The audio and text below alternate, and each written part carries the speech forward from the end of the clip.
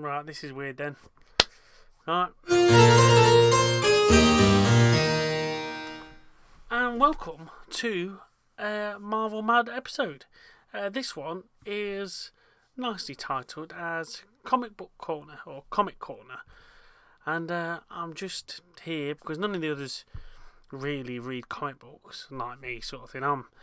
That's why they call me like the encyclopedia of Marvel at work and other places and stuff like that, sort of thing. So I just come on and tell you about what comic books I'm reading at the moment. Like today's episode is 3 comics that I'll normally, if I've not got one reading at the moment, sort of thing, I go back and just like read again, sort of thing, because it just, the story or the artwork, it just got me gripped that lot.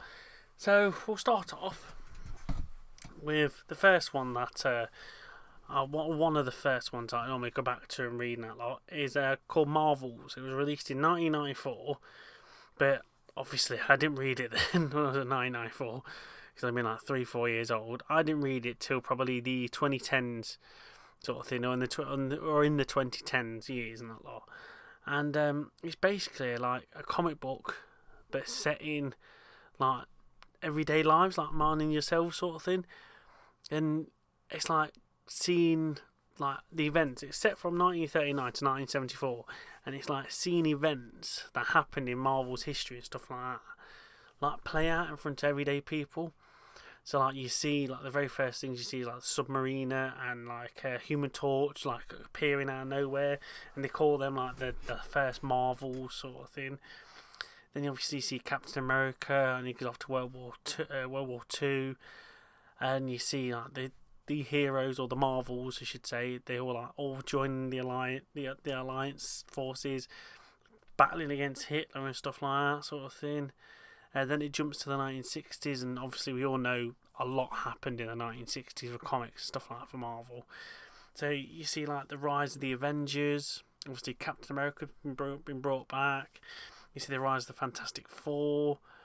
You see obviously the X-Men, but obviously back in them days it was like all feared and we don't know whether to trust them or not sort of thing. You have like the wedding of Reed Richards, and because like the character you're following in the comics is like a newspaper reporter, so obviously he knows all the big stories and stuff like that sort of thing. So he's really excited for the marriage of Reed Richards and Susan Storm. Obviously you got Spider-Man swinging around, and they don't know whether he's good or bad. And it sort of like ends on the death of Gwen Stacy, and obviously all the newspaper reporter bloke and like, everybody's like, oh, the Marvels always win. They always protect the innocents and defeat the baddies and stuff like that sort of thing. But obviously we all know Gwen Stacy gets killed at the end of that one. So at the end of the normal comics. So to see it happen in front of like everyday people and see a snap her neck and stuff like that, it just like shatters that sort of illusion of the Marvels are always here to save the day sort of thing. And honestly, just reading a comic book and seeing it from the other's perspective, like everyday people watching all the like fantastic things going off, it's such a good comic. And I always when I get a chance, if I've not got comics on the go, always go back to have a read of it because it's just so good. It's just so, the artwork is like really reminds me of like 1950s, 1960s, old-timey sort of, really like watery colours sort of thing. It's so good and that lot. But again, I'd always recommend going to have a look at that sort of thing as well. The Marvels now from 1994, ever such a good comic. The next one that I always go back to now, and this one's got a bit more of a what can I say, a bit more of a hit to my heart sort of thing, is Iron Man Extremists. Now, with this one, when I was in college, I actually did like a paper for my media studies comparing the Iron Man Extremist comic to the film. So with this comic, it was released in 2005 going into 2006, but I didn't read it until about 2007, 2008 sort of thing when I found it. I think it was just before the first Iron Man film. And I read it, obviously watched the first Iron Man film, and then just comparing them both, it was like the first sort of time I'd ever read a comic and then been like, damn, look at this, they've done this and they've done that sort of thing. Because this comic was like the first part of it was basically adapted for the first film, which is like his origin story and stuff like that, being in Afghanistan and stuff like that. The obviously other part of it was the extremist sort of thing is part of the third film, our third Iron Man film, and it's just so good. But yeah, I did a paper in media studies for college. This was for my AS levels, I think it was, and just did like a paper comparing of like you see it on the screen or you see it on the pages and that lot, and it's like coming to life on the screen, and it was just so good. You could see so many different things. Like I'm always one for looking at like the comics and see what film when the film's coming out, see what comics they've got the ideas from and stuff like that sort of thing. I'm a stickler for that sort of thing. Just seeing it just there on screen, it's just brilliant. And so I thought, well, I'm doing media studies. I thought I might as well do it sort of thing. So that's what I did. I did a paper. I think I got like a B or a C for it. My AS levels and that lot. And it went on to go into my A levels for media studies. But it was just so good and that lot. And I just never experienced something like that.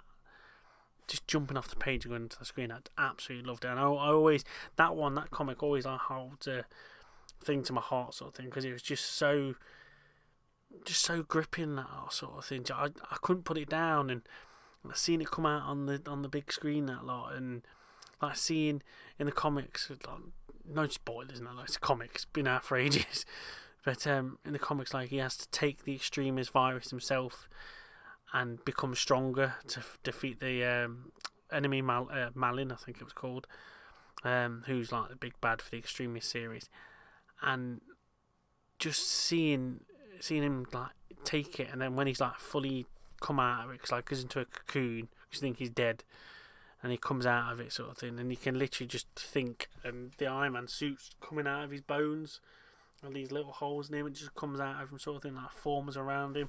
It's just so good now, and I absolutely loved it. I did. It was such a good comic, really was. And again, I'd always recommend. Again, there's another one going back. Recommend going to go and watch it, go and read it, sort of thing. It's so good, and you'll see like where they've got their ideas. Because even the drawing of Tony Stark, you could say when it was done before the film, obviously you could say, oh, that's Robbie Downey Jr. all day long. It's just so drawn so well, and it's so good. And the third comic I thought I'd just throw out there today and sort of thing, let you know why I go back and read sort of thing. And it's again another one that has a big thing for me, because I think we was about a year and a half behind when they were first published in America sort of thing. So the next one, or the last one, is Civil War. Now I absolutely love this one. This one was so good, and not for a number of reasons, which I'll explain. But yeah, for Civil War, it released in about July 2006 and went to January 2007.